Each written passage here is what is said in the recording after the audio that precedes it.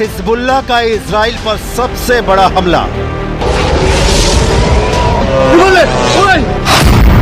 4 सैनिकों की मौत से दहला इजराइल।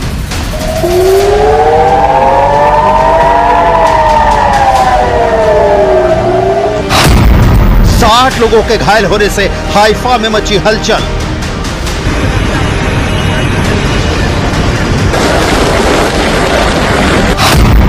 नसरल्लाह मारा गया लेकिन हिजबुल्लाह जिंदा है।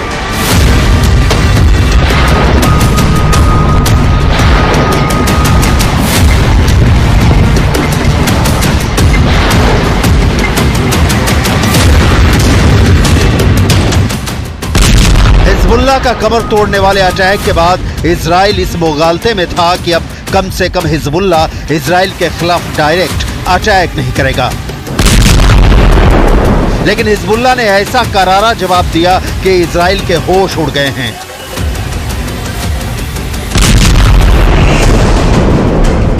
रक्षा मंत्री Yoav Gallant, army chief Herzi Halevi दौरे पर हैं। हिजबुल्लाह ने गोलानी ब्रिगेड के ट्रेनिंग कैंप पर जबरदस्त हमला किया है। हमला इतना जोरदार था कि इजरायली डिफेंस फोर्स के 4 सैनिकों की मौत हो गई। हिजबुल्लाह ने इजराइल पर हमला उस दिन किया जिस दिन अमेरिका ने third missile defence system Israel की सुरक्षा में तैनात करने की घोषणा की। यह हमला किसी रॉकेट या मिसाइल से नहीं बल्कि ड्रोन से किया गया। यह हमला इतना सटीक था कि इजराइल को भी मानना पड़ा कि इस हमले की वजह से उसे भारी नुकसान उठाना पड़ा है। हिजबुल्लाह के छोड़े 2 ड्रोन में से एक को इजराइल के एयर डिफेंस सिस्टम ने इंटरसेप्ट किया, यानी रोकने में सफल रहा, लेकिन दूसरा drone Golani brigade training base पर तबाही मचाने में कामयाब रहा।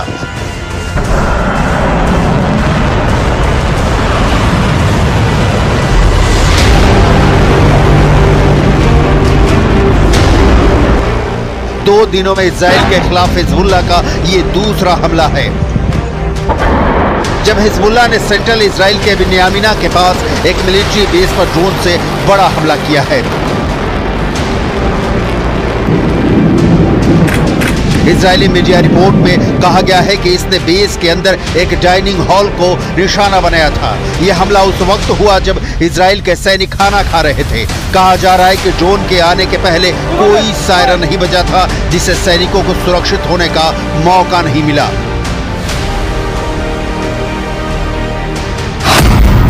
हिजबुल्लाह के इस ड्रोन अटैक में सार्जेंट ओमरी टमारी उम्र 19 साल, सार्जेंट योसेफ हीप उम्र 19 साल, सार्जेंट योआव एगमॉन उम्र 19 साल और 19 साल के ही सार्जेंट एलोन एमेटे की मौत हो गई। ये सभी गोलानी ट्रेनिंग बेस पर तैनात थे। जंग की शुरुआत से ही इजराइल यूएवी के खतरे का सामना कर रहा है। बिन्यामिना मिलिट्री कैंप जहां पर ड्रोन अटैक हुआ वो लेबनान की सीमा से महज 65 किलोमीटर दूर ही है। आईडीएफ ने अपनी शुरुआती जांच रिपोर्ट में पाया है कि ये दोनों ड्रोन समुद्र की सीमा के रास्ते इजराइल में घुसे। ये दोनों ड्रोन मिरसाद थे, जिन्हें ईरान में अबाबिल टी भी कहा जाता है। मिरसाद ड्रोन हिजबुल्लाह का आत्मघाती ड्रोन है। मिरसाद 1 को ईरान के मोहजर 2 मॉडल के डिजाइन पर बनाया गया है। इसमें हिजबुल्लाह के लिए थोड़े संशोधन किए गए हैं। ये ड्रोन 40 किलोग्राम तक विस्फोटक ले जा सकता है। इसकी अधिकतम गति 370 किलोमीटर प्रति घंटा है और इसकी रेंज 120 किलोमीटर तक हमला करने की है। ये 3000 मीटर की ऊंचाई तक उड़ सकता है। हिजबुल्लाह अक्सर इसका इस्तेमाल इजरायली हवाई क्षेत्र में घुसने के लिए करता है। सबसे बड़ी बात यह है कि ड्रोन इजराइल के एयर डिफेंस सिस्टम को चकमा देने में सफल रहा। इजरायली वायुसेना के विमानों और हेलीकॉप्टर ने दूसरे ड्रोन का पीछा किया, लेकिन यह रडार से गायब हो गया। इजरायली सेना इसका पता नहीं लगा सकी क्योंकि शायद यह जमीन के बहुत करीब उड़ रहा था। अनुमान है कि रडार से गायब हुआ ड्रोन और हमला करने वाला ड्रोन दोनों एक ही थे।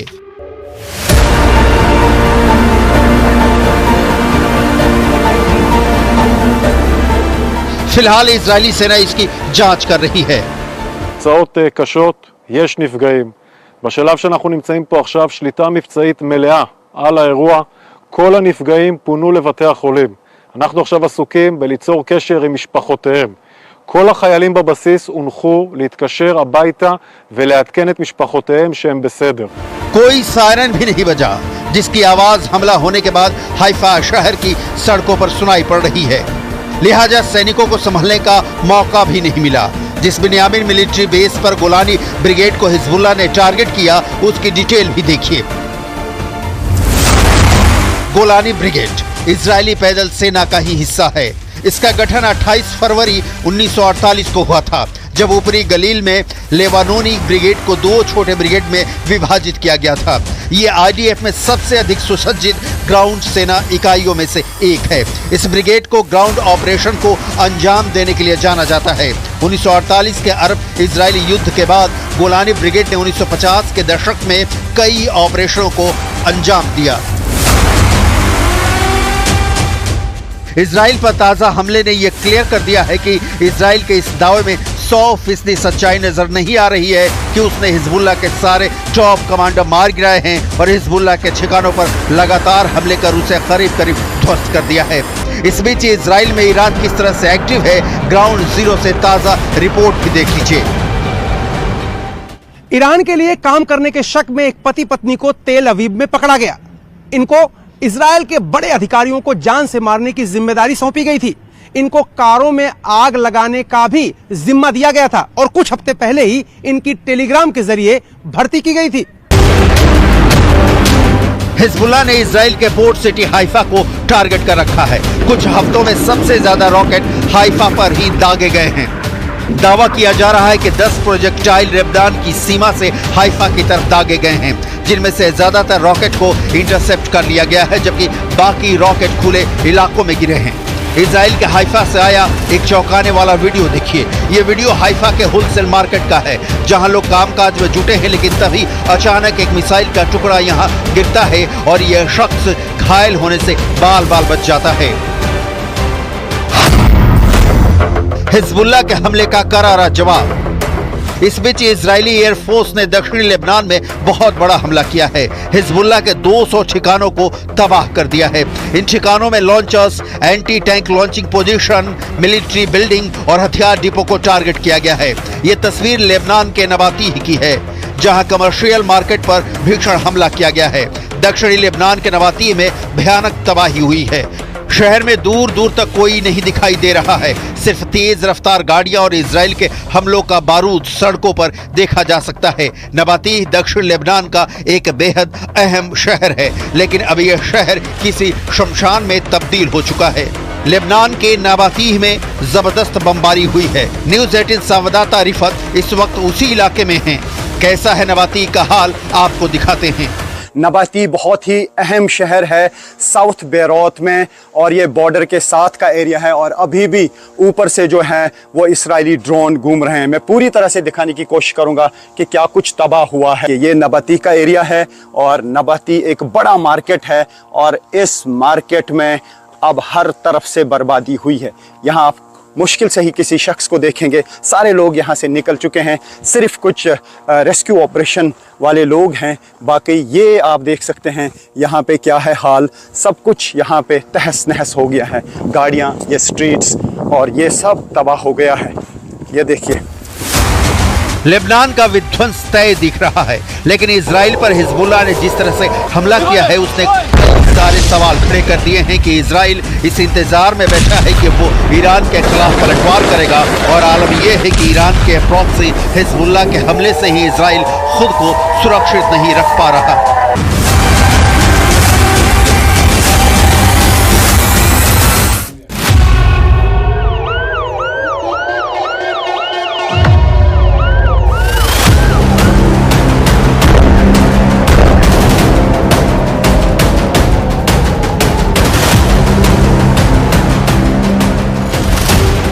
हाइफा अटैक ने साबित कर दिया है कि इजराइल और हिजबुल्लाह का युद्ध फंस चुका है।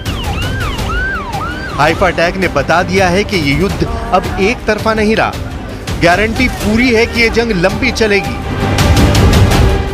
हाइफा अटैक ने बता दिया है कि हिजबुल्लाह सुपर एक्टिव है और उसकी ड्रोन पावर से लेकर रॉकेट वाले अटैक में कोई कमी नहीं आई है, ना आएगी।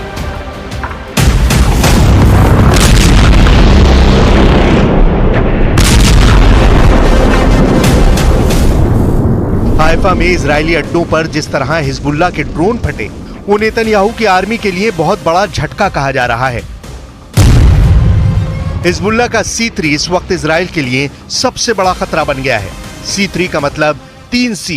3C के मायने कमांड, कंट्रोल और कम्युनिकेशन। यानी हाइफा अटैक ने बता दिया है कि हिजबुल्लाह का C3 बरकरार है। अब सवाल उठ रहा है कि जो लीडरशिप और फोर्स का ऑर्डर हसन नसरल्लाह के वक्त मौजूद था, वो अब भी जिंदा है, या ये कहें कि हसन नसरल्लाह मरकर भी हिजबुल्लाह को कंट्रोल कर रहा है।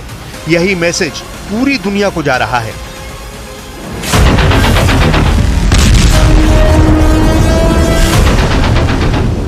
हिजबुल्लाह को बैरूत से अब भी ऑर्डर मिल रहा है, इसमें कोई शक नहीं। ना ही उसकी कोई कम्युनिकेशन लाइन टूटी है। उसके हथियारों ने अब भी इजराइल को अपने टारगेट पर लिया हुआ है।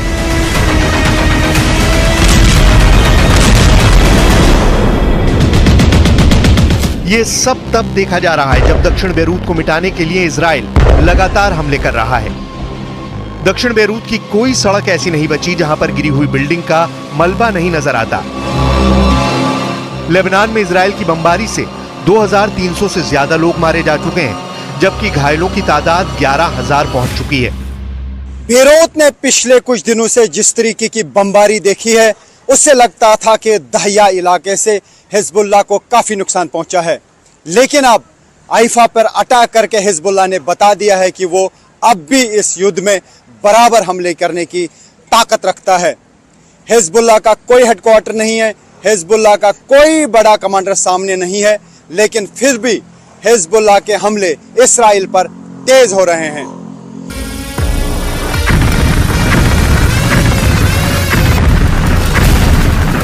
हिजबुल्लाह का मकसद साफ है और हाइफा से आने वाली तस्वीरें उसके मकसद को पूरा भी कर रही हैं। हाइफा की सड़कों पर एम्बुलेंस और मिलिट्री की गाड़ियों को दौड़ता हुआ देखकर पूरा इजराइल ही नहीं, अब दुनिया पूछ रही है कि हसन नसरल्लाह और उनके कमांडरों को मारने के बाद भी हिजबुल्लाह का नेटवर्क कैसे चल रहा है।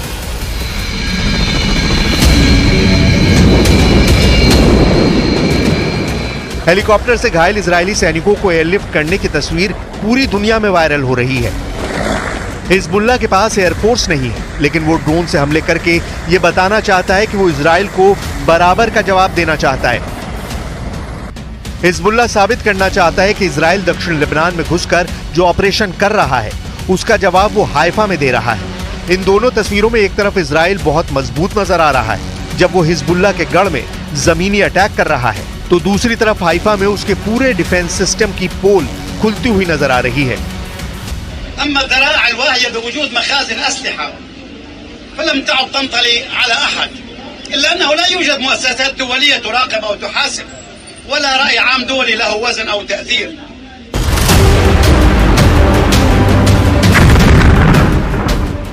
हिजबुल्लाह ने दक्षिणी हाइफा में गोलानी ब्रिगेड के अड्डे पर हमला किया।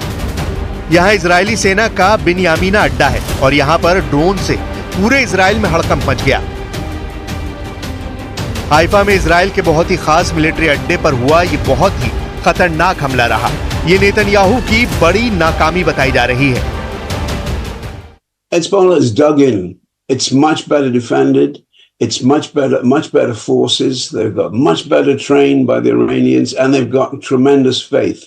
I probably think they will fight on. They'll take a few days to reorganize the command and control, because that has been utterly destroyed by very good Israeli intelligence and incredible.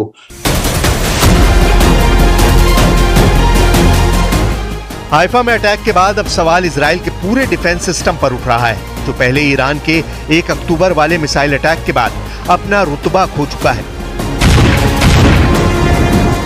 सवाल है कि क्या Netanyahu का पूरा air defence system इस वक्त सो रहा था जब हिजबुल्लाह ने हाइफा पर ड्रोन लॉन्च किए और इजरायली सेना के बहुत ही खास ठिकाने को टारगेट बनाया। लेबनान से लॉन्च किए गए ड्रोन को काउंटर करने की जिम्मेदारी आयरन डोम पर थी। आयरन डोम की रेंज 70 किलोमीटर से ज्यादा है और हाइफा की लेबनान बॉर्डर से दूरी है 27 किलोमीटर। यानी आयरन डोम का रडार दक्षिण लेबनान के अंदर गहराई तक किसी भी ड्रोन और मिसाइल को ट्रैक कर सकता है, लेकिन 13 अक्टूबर को आयरन डोम फेल हो गया। वो हिजबुल्लाह के ड्रोन को ट्रैक नहीं कर पाया और हिजबुल्लाह के ड्रोन ने इजराइल के मिलिट्री ठिकानों पर ऐसा बारूद बरसाया कि सदमा तेल अवीव तक लगा है। כל הנפגעים פונו לבתי החולים. אנחנו עכשיו עסוקים בליצור קשר עם משפחותיהם. כל החיילים בבסיס הונחו להתקשר הביתה ולעדכן את משפחותיהם שהם בסדר. हिजबुल्लाह ने जिस जगह पर ड्रोन अटैक किया वो बिन्यामिना मिलिट्री कैंप है। बिन्यामिना मिलिट्री कैंप लेबनान की सीमा से 65 किलोमीटर दूर है। यानी हिजबुल्लाह ने 65 किलोमीटर से भी ज्यादा दूरी से एक ड्रोन अटैक किया जो सफलतापूर्वक जाकर अपने निशाने पर लग गया। उस दौरान उत्तरी हाइफा में तैनात आयरन डोम भी उसका पता नहीं लगा पाया। तभी तो इजरायल की एयर सीमा में बिना किसी रोक टोक के ये ड्रोन बिन्यामिना मिलिट्री कैंप पहुंचता है और वहां बड़ा धमाका कर देता है।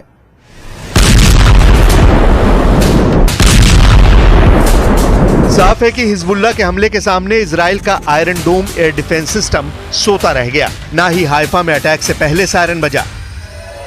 यह हाइफा की तब की तस्वीरें हैं जब हिजबुल्लाह का अटैक हो गया और फिर सेना ने अलार्म बजाना शुरू किया। अब सवाल है कि इजराइल ने हाइफा पर हिजबुल्लाह के हमले के बाद क्या किया। गजा के देर अल बलहा में क्या हुआ, ये उसकी तस्वीरें हैं। बहुत ही खौफनाक वीडियो है।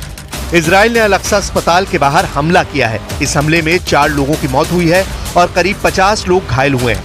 धमाके के बाद यहां लगे कैंप में आग लग गई और सब कुछ जलने लगा।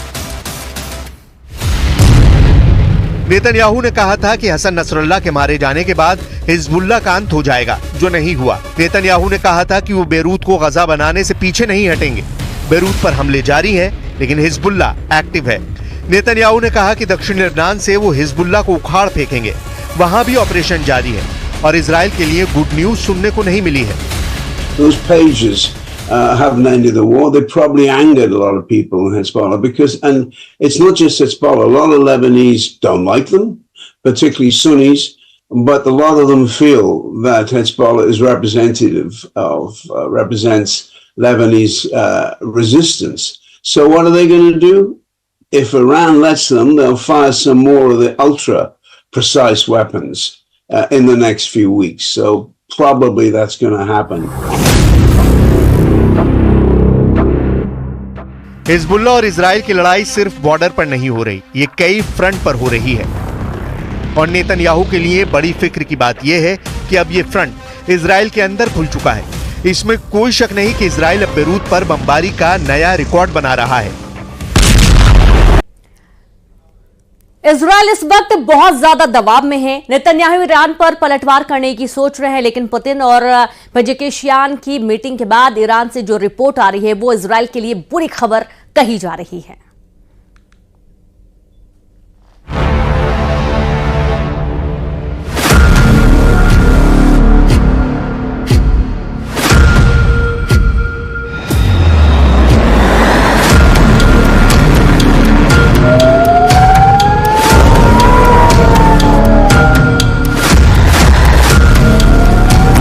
इंसानों की यहां कोई भी साथ नहीं है।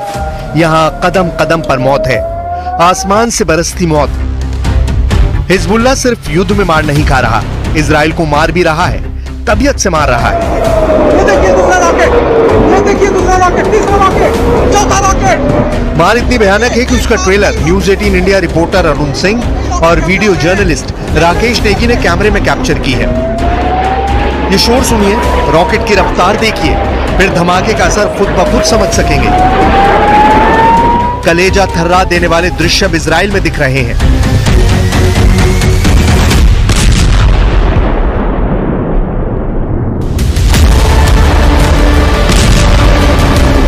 हिजबुल्लाह के हमले को नई धार मिली है।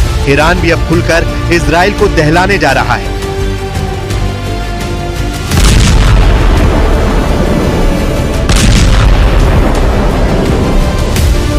वजह, ईरान को अब एक ऑर्डर पर मिलेगा हर हथियार। खामनेई की डिमांड पर रातों रात मिलेगी हाइपरसोनिक मिसाइल।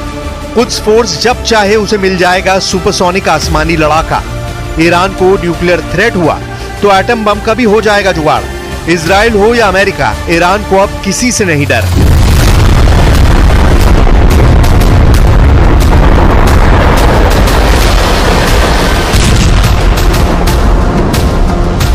ईरान कभी भी इजराइल से नहीं डरा। ईरान ने हर बार इजराइल के हमले का जवाब दिया। ईरान ने बम के बदले मिसाइल से दहलाया, लेकिन अमेरिका के वॉर जोन में आने के बाद से ईरान की जमीन खिसक गई थी। ईरान को सुपर पावर के जंगी बेड़े डरा रहे थे। ईरान को न्यूक्लियर बमों से लोडेड फाइटर जेट से बचने का कोई रास्ता ही नहीं मिल रहा था।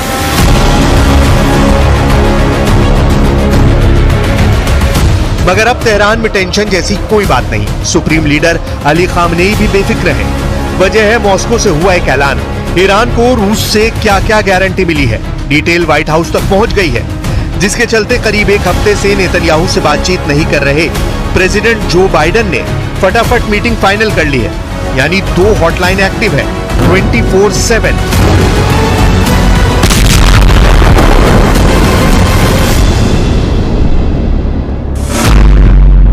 तेहरान और मॉस्को की हॉटलाइन पर इजराइल के हमले से निपटने का प्लान बन चुका है। वहीं रूस के वॉर जोन में एंट्री के बाद प्रेसिडेंट बाइडेन और नेतन्याहू नई रणनीति बना रहे हैं।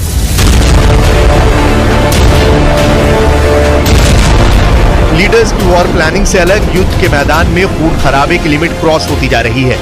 हिजबुल्लाह के रॉकेट धमाके हाइफा में हाहाकार मचा रहे हैं।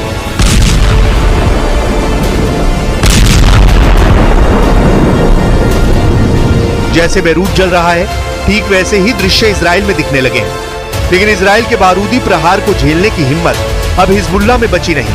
हिजबुल्लाह सीज फायर की दहाड़ लगा रहा है।